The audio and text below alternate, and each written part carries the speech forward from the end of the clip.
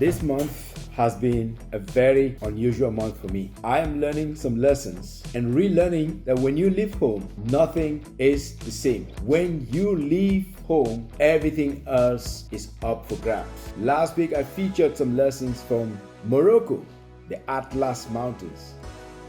This week, I'm sharing with you a lesson from Fort Lauderdale, Florida.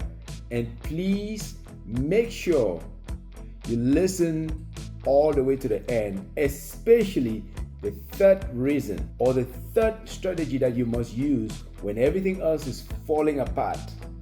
Oh yes, as you know, if you're new to this channel, to this podcast, my name is Gideon from Mokwai. I am the story warrior, the guy that believes that if you're a business person, if you have lived life in any way possible, you have obviously encountered some scars.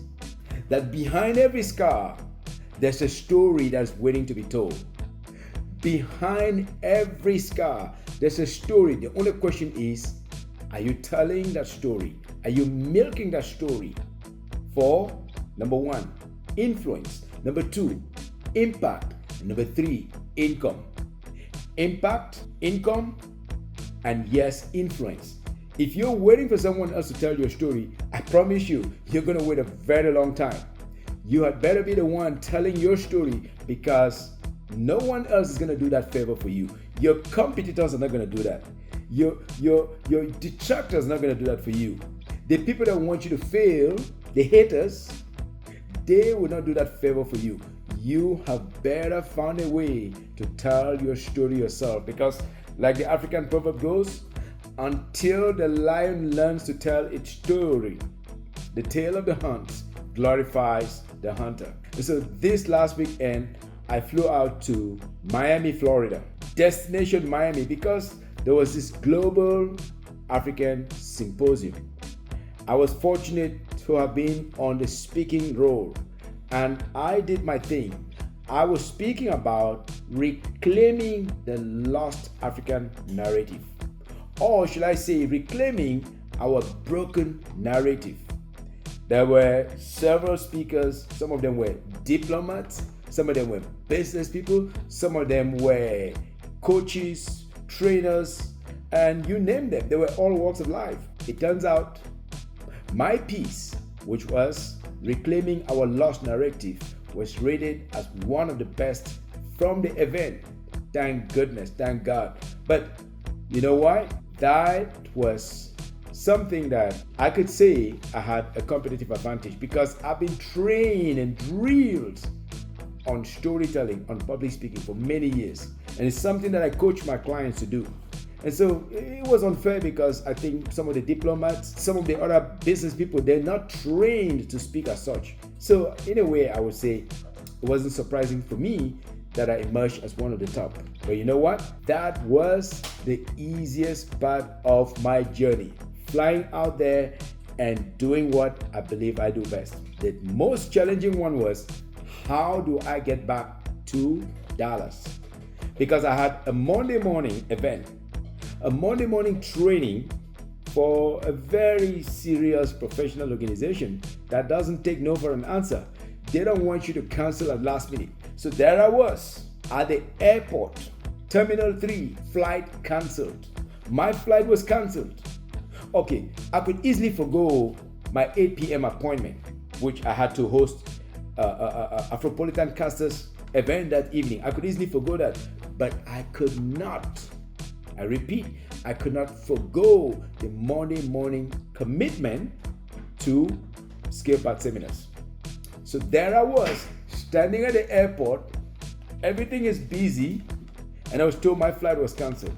No excuses. I said, what is the nearest I could get back? They said, tomorrow morning. Tomorrow morning? I'm supposed to be in Dallas. I'm supposed to be at my office and presenting to these executives that have lined up. So my question is, if you were in my shoes, what would you do? If you were in my place, what would you do? Flight canceled. And life seems to go on normally for everyone else, but you know you need to be somewhere else. All right, if you're a business person, I'm sure you've encountered this. If you have not encountered it yet, It's only a matter of time. I promise you, if you are out there, you are a founder, you're a trailblazer, you're someone with some purpose, sooner than later you're going to meet a situation when you have no answer. And that's exactly what happened to me. So my question is, what would you do? But before I release, or before I share with you what I did, I want to invite you to also chime in, what would you do? And also, I'd like to also ask you, please, if you have not subscribed yet to our platform, please subscribe now. If you have not become a member who is always tuning, this is the best time to do it, because you never know when I'm going to share one powerful piece of information. You never know when something really transformational is going to be shared on this platform, because I am in the business of learning and sharing and learning and sharing. So please go ahead, subscribe now. Share with someone so that when the next episode comes on, you will be the first to know. When I realized that time was running, I was running out of options. That's when it dawned on me, Gideon, you got to make a decision. And there I stood at crossroads between staying in Fort Lauderdale, right next to Miami, or changing my travel plans, or getting into serious trouble for missing my seminar, the webinar the next morning. If you were in my shoes, what would you choose? Call your cousin, go back to his home, and conduct the lesson from his home the next morning before flying out, or go to a nearby hotel and spend time there, or find another way to advance to Dallas. What would you do? Going backward was certainly not an option for me. I called my wife. I said, I'm in trouble. My flight is canceled. I don't know how I'm going to get to Dallas. What do I do? She said, go back to your cousin. I said, nah, I'm not doing that. He's a busy man. He has children. I can't conduct that seminar from there the next morning. Second option, get a local hotel. Stay around there. Get Uber, go stay at a local hotel. That was also not an option, because it wasn't going to get me to Dallas where I could conduct lessons for the next day. So I hauled my bags. I think I was looking for Blue Jet. I said, I need a ticket. I need a ticket out of here. I want to get to Dallas. Do you have any flights to Dallas? After a long, like 20 minutes of waiting, they told me, we don't have no flights to Dallas. Sorry, sir. And then now I'm standing there stranded. There are only one or two airlines within Terminal 3. What do I do? The first airline that's failed me is American. The same American that failed me last year. So I was like, this is deja vu. I saw this last year. Last year they bumped me up twice. And finally when I got here, I was too late for the fundraiser that I needed to host. So this is something that I've gone through before. It's happening again. Should I never fly to Miami? Should I never fly to Fort Lauderdale? No. I still have to. I have to go out there and do what I need to do. I need to go out there and hunt for business. I need to go out there and fend for myself. So I decided, all right, I'm going to go to the next terminal. I hauled my bags, 2 heavy bags, outside and pulled them under the hot and humid Florida sun in summer to Terminal 2. Terminal 2 said it's Delta and so on. They don't have any flights to Dallas. In fact, they told me Terminal 2 is not the best place to go because there are a couple of other international flights from there, unless I was flying to Cuba, unless I was flying to Nicaragua or somewhere else. So once again, I pulled my bags up a steep little climb. Somebody was laughing at me as I was saying I was going to Terminal 1, say, you're gonna climb that little hill? I pulled them all the way, sweaty, angry, frustrated, to Terminal 1. Why was I going to Terminal 1? Because I got wind that Southwest Airlines, which is headquartered in Dallas, is found at Terminal 1. So I got to Terminal 1, went to talk to the first person. He said, I'm just a baggage handler. I can't do that. Finally, I queued up somewhere else and met a lady who was, I would say, professional, but did not have human touch. She was willing to do her job, but that was about it. No emotions, no sign of I'm sorry or what you're going through. No, I don't care. Just talk about business. So she said to me, I can help you get to Dallas. I can get you straight to Dallas, but you have to pay me an arm and a leg, an arm and a leg. It was well over $500. I was not going to pay $500 when I have already paid for a ticket and the flight is canceled. That's just not right. And the worst part was the weather in Dallas was not friendly, and I am not a very comfortable flyer. So the point I was facing was, should I insist on getting to Dallas around 9 p.m.? I did a weather search. How's the weather in Dallas around 9 p.m. if I have to pay $500? Now, if I pay $500, I could easily get into trouble with my wife for being so careless. Are you going to spend $500? What's the deal? Go back to your cousin and stay. I couldn't do that. Clearly, I did not want to do that. So that was option number one. An arm and a leg, $500. Gets me into Dallas around 9 p.m. She herself was, at that moment, just about to leave from Austin to Dallas because there had been turbulent weather, storms in Dallas the whole morning until early afternoon. Frustrated now, I said, I'm not paying an arm and a leg. I'll get into trouble with my congressional department. You better know what I'm talking about.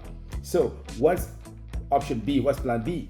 Plan B was, we can fly you out to Raleigh, North Carolina, or to Indiana, and then to Austin, Texas. But by the time you get to Austin, it's gonna be around 9 p.m. I thought to myself, how much is that? They say, well, not a full arm, but maybe the wrist. So it was about $200. I paid $200 and opted to take the flight from Fort Lauderdale to Raleigh, North Carolina, and from Raleigh, North Carolina to Austin, Texas, with the hope that I would get to Austin, then I would drive up from there. After I paid, I started looking around for a rental, a one-way rental from Austin to Dallas, knowing that it's gonna be about maybe 2 hours plus, 2-3 hours. I searched high and low. National is my favorite. National did not have. National was sold out. My second favorite, Enterprise. Enterprise was sold out. There were no vehicles to take from Enterprise. Oh my goodness, what do? I don't want to spend the night in Austin. The last thing to do would be fly close enough to home, but not be able to get home to conduct the lesson the next morning at 8 a.m. So what do? I sat there doubting myself. What could I do to be able to get a flight all the way to Austin, close enough, but still far enough? I started to think about the implications. Maybe I'm going to rent a hotel in Austin. I can rent a hotel for one night. But the problem is, how about checking out at midday? How do you check out at midday when you still have 3 or 4 hours to conduct your class? There again was another decision point. At worst, if I get to Austin, I would find a hotel. And one night, maybe I can afford that. But 2 nights, that would not be possible because you can't get out at midday when you still have 4 hours of time to conduct your lesson. That's when I faced the second decision point. But to cut a long story short, I was able to fly from Fort Lauderdale. Let me say this is the final part of this very existential, very challenging lesson from Fort Lauderdale, Florida. A canceled flight is not just a canceled flight. It's a test of your leadership. It's a mini crisis. It's a mini emergency. It's a disruption that tests the true you, that tests who you are, your character, your integrity, and yes, let me say, your credibility. Turns out, myself and my very good mentor, Mr. D.R. Rawson, we've been writing a book on character, integrity, and credibility. This failure to fly out of, or the challenge to fly out of Miami, or more specifically Fort Lauderdale, was a true test of my character, my integrity, and yes, my credibility. It was a minor crisis. So the next time something like that happens to you when you're on the road, don't panic. I learned this when I was a fire captain in Asia. When there's a destabilization of your plan, please keep a cool head. Think straight. Think creatively.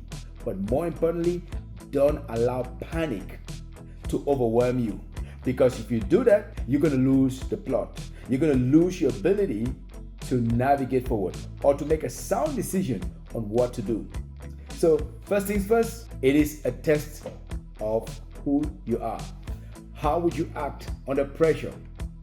I am glad that I emerged from it, but I'm not taking all the credit. So the next time you have a test of your ability, a test of your ability with respect to how to manage a crisis, I want you to think about these three things. Number one, the flight is cancelled.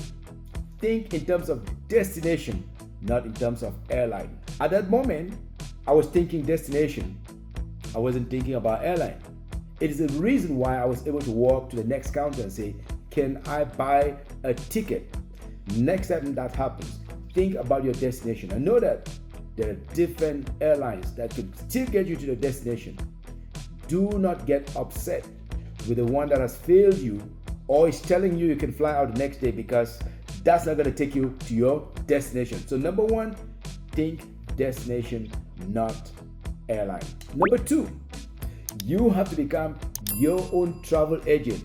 Oh yes, you have to become your own travel consultant. Oh yes, that means you have to think creatively, strategically, but above all, remember the safety. Safety is very important. So you have to consider, all right, should I Google? Maybe you should go to Google Flights. Should I ChatGPT? Maybe you should go to ChatGPT, because I did explore ChatGPT for weather patterns across America before booking the next flight, because I don't want to book another flight that will be canceled or be unable to land, just like my wife was unable to land that morning flying in from Chicago. So I was thinking strategically, thinking in terms of safety, thinking in terms of being my own travel consultant, because I figured those people who work for airlines, they're very unidirectional. They are captive agents, so to speak. I'm not a captive travel agent. I am a 3-dimensional, 4-dimensional travel agent. So I was exploring the X airline. I was exploring that airline. I was exploring this option. I was exploring that option. I was finding every way that I could to combine things to get home. So Google becomes your best friend. ChatGPT becomes your best friend. Your other friends who have traveled often become your best friends at that moment, because you can pick their brain. Hey buddy, what would you do to get home? If you're in my shoes, what options do you have at your disposal? That's the way to think at that moment. Think as a travel agent. The last and definitely not the least is to combine various forms of travel. Combine various forms of travel, because that's exactly what brought me home. I did not travel home exclusively by air. I started by air and I completed a trip by land, by driving. In other words, in some cities you could complete a trip by using Uber, by using a train, by using light rail, by using, horseback, why not horseback, or by using a bunny, or whatever you could use. So my point here is, do not pigeonhole yourself. Explore other options that could get you home by combining A and B and C, because that's how I finally got home that night at 2 a.m. so that I could teach a class in the morning at 8 a.m. You know the cool part? I'm thankful that I got home. I drove through some terrible places with accidents on the road. It was scary. I was sleepy. I was dipping my hand into my pocket, into my bag with a lot of chips and eating so that I could stay awake and just eating and drinking water. I was so thirsty, I was so exhausted, I was so tired, but the chips kept me good company. My wife was too tired to even keep me company. I could not even call her, talk to her. But the long story short is, I succeeded to get home in time. I succeeded, in time, 2 a.m., that's in time. In time to have a couple, 2-3 hours of sleep before the training in the morning. Here are three, or let me just share with you one extra bonus. Pray. Because when I got to Austin, all counters were closed. On the flight, I was making a prayer. I said, Lord, you know how I'm going to get home tonight. I have no idea. You have to get some way for me to get home tonight. And thank you, Lord, because when I got there, all the counters were closed, but Avis and Budget were still open. They were able to find me a car to drive one way. Yes, they finally charged me an arm and a leg and an eye and an ear, well over $200 for a one-way trip from Austin, Texas to Dallas, Texas. The duration of drive was 3 hours, 35 minutes. Long, painful, but I had a car. Not because I could reserve it, but because I think God felt sorry for me and found that means of transportation for me. So prayer is number 4, and prayer is a bonus. The next morning, guess what? I opened up my webinar, and guess who was inside? The webinar title, by the way, was Leading Without Authority. So this whole thing was testing my ability to lead without authority. It was testing my ability to take ownership of my challenges. I opened up the webinar. Guess the first person in the room, where they come from? Fort Lauderdale. I said to her, well, you know what? Just yesterday I was in your city. I was completely stranded and I had no idea what to do. She said, so how did you get home? I told her the long story. I shared with her my ordeal. She had a good laugh. She said, Dr. Gideon, you know what? Most people would pay a lot of money to get a compelling opening. You don't even need a compelling opening anymore because it doesn't get any better than this. Fort Lauderdale gave you your captivating opening free of charge. You don't need to pay anybody to find another powerful opening to your workshop because Fort Lauderdale was not altogether bad. It gave you this hilarious, hysterical, and pedantic, or should I say, one that made people really feel sorry for you, emotional opening.